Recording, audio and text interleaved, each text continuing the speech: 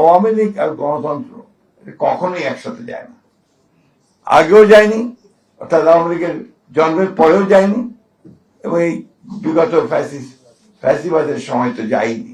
DNA problem, that's true. এই সেটাও যাবে না। সমস্যা হচ্ছে কিন্তু আমরা দুর্ভাগ্যক্রমে গণতন্ত্রের জন্য যারা আমরা লড়াই করছি, যারা আমরা সংগ্রাম করেছি, প্রাণ দিয়েছি, আমরা যারা সংবাদ মাধ্যমের স্বাধীনতার জন্য সংগ্রাম করেছি, লড়াই করেছি এবং প্রাণও দিয়েছি অনেক সময়, আমরা কিন্তু সব সময় ঐক্যবদ্ধ থাকতে পারি না। এবং আজকে দেখুন, যখন একটা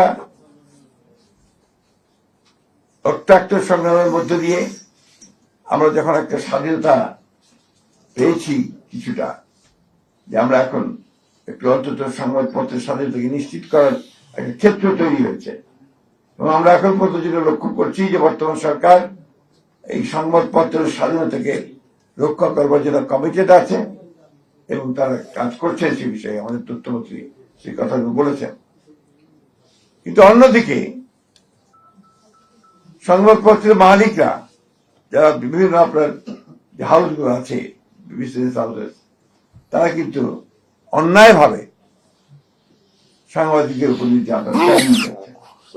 আমি একদম বলতে চাই স্পষ্টভাবে, গতকাল আমাদের প্রেস ক্লাবের সভাপতিকে যেভাবে পদত্যাগ করতে বলা হয়েছে, এটা কোনো সভ্যতার মধ্যেই পড়ে না।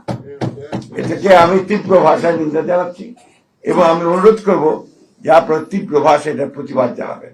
শুধু হাসান হাফিজ সাহেব নয়, একই সঙ্গে আমাদের অনেক সাংবাদিক বন্ধু আছেন যারা এই আক্রমণের শিকার হচ্ছে, নির্যাতনের শিকার হচ্ছে। আমার কাছে সবচেয়ে মনে হয়, যেটা মনে হয়েছে সবসময়, যে আসলে যুগ পাল্টানোর সঙ্গে সঙ্গে সবকিছু পাল্টে যায়।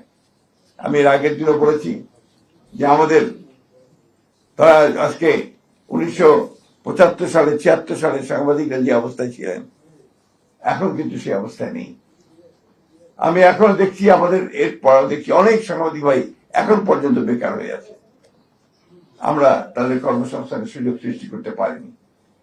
আমি আশা করব যে আমাদের একজন যোগ্য তথ্যমন্ত্রী আছেন, তিনি প্রচেষ্টা চালাবেন, এবং আমি সাংবাদিক ভাইকে অনুরোধ করব আমাদের বন্ধ হয়ে যাওয়া যে সমস্ত সংবাদ মাধ্যমগুলো রয়েছে, দৈনিক বাংলা, টাইমস, এগুলোকে চালু করার জন্য,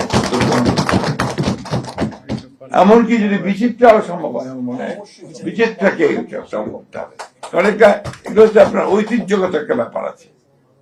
সুতরাং এটাকে আপনার সামনে নিয়ে আসার যে ব্যবস্থা করতে হবে, এবং প্রয়োজনে বিভিন্নভাবে যারা পারবেন তাদেরকে দিয়ে একসাথে করে নতুন সংবাদ মাধ্যম সৃষ্টি করে আমাদের সাংবাদিকদের কর্মসংস্থানের ব্যবস্থা করে সৃষ্টি করতে হবে। এটা আমার কাছে মনে হয়। একটি কথা, যে আমাদের এই সরকার, আপনারা জানেন যে দীর্ঘ সংগ্রামের পরে এবং আমাদের প্রধানমন্ত্রী তিনি অনেক নির্যাতনের পরে আজকে আমরা একটা রাষ্ট্র পরিচালনার দায়িত্বে এসেছি। এই দায়িত্বে আসার পরে পরে যে ঘোষণাগুলো তিনি দিয়েছেন, সেই ঘোষণার মধ্যে কিন্তু আমাদের সংবাদ মাধ্যমের স্বাধীনতাকে নিশ্চিত করার ব্যাপারটা তিনি বারবার করে বলেছেন। এবং আমি ইতিমধ্যেই যেটা লক্ষ্য করছি, তিনি আপনাদের সকলের সঙ্গে মত বিনিময় করছেন। মত বিনিময় করে যেটা কিছুক্ষণ আগে আমাদের তথ্যমন্ত্রী মহোদয় বললেন, যে তিনি গোটা সংবাদ মাধ্যমে যেন একটা সুবাতাস বয়, সেই রকম একটা পরিবেশ তৈরি করার চেষ্টা করছেন। দুর্ভাগ্য আছে আমাদের যে বাংলাদেশে আমরা সবসময় কিন্তু সহজেই সবকিছু সোজা পথে পাই না। আজকে আবার বিভিন্নভাবে বিভিন্ন গোষ্ঠী মাথা চাড়া দিয়ে উঠছেন, তারা বিভিন্নভাবে সমস্যা তৈরি করছেন, অনেকের আইন শৃঙ্খলা পরিস্থিতি নষ্ট করছেন। আপনার স্বাভাবিকভাবে যে সমস্ত, যে কথা কিছুক্ষণ আগে বলা হলো, যে আপনার সোশ্যাল মিডিয়াতে যে সমস্ত আপনার প্রচারণা হচ্ছে, যে সমস্ত অপপ্রচার হচ্ছে, এই সব কিছু মিলিয়ে কিন্তু সমাজকে আবার ভিন্ন পথে পরিচিত করবার একটা উদ্যোগ আছে, একটা কনসাস এফোর্ট আছে। সেই এফোর্টটাকে যেন আমরা সবাই মিলেই এটাকে প্রতিরোধ করতে পারি, প্রতিহত করতে পারি এবং সঠিকভাবে এগিয়ে যেতে পারি, সেই চেষ্টাটা আমাদের করা দরকার। আমি এর আগেও বলেছি যে আমি ব্যক্তিগতভাবে কিন্তু একজন একজন একেবারে একটা লিবারেল ডেমোক্র্যাট। আমি হচ্ছে একটা উদারপন্থী গণতান্ত্রিক দল।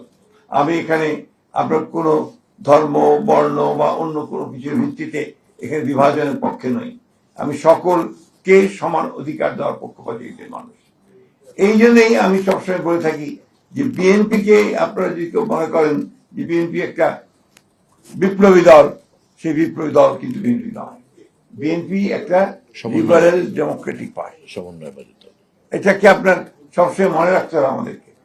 এই জন্যই আমরা মনে করি যে বিএনপি হচ্ছে সবচেয়ে নিরাপদ একটা রাজনৈতিক দল, যে দলের মধ্যে সাংবাদিক বলুন অন্যান্য পেশাজীবীরা আছেন তারা কিন্তু সবসময় নিরাপদ থাকতে পারেন, কারণ বিএনপি অন্যের মত সহ্য করবার একটি রাজনৈতিক দল, এবং সেইটাই আমরা বরাবর করে এসেছি।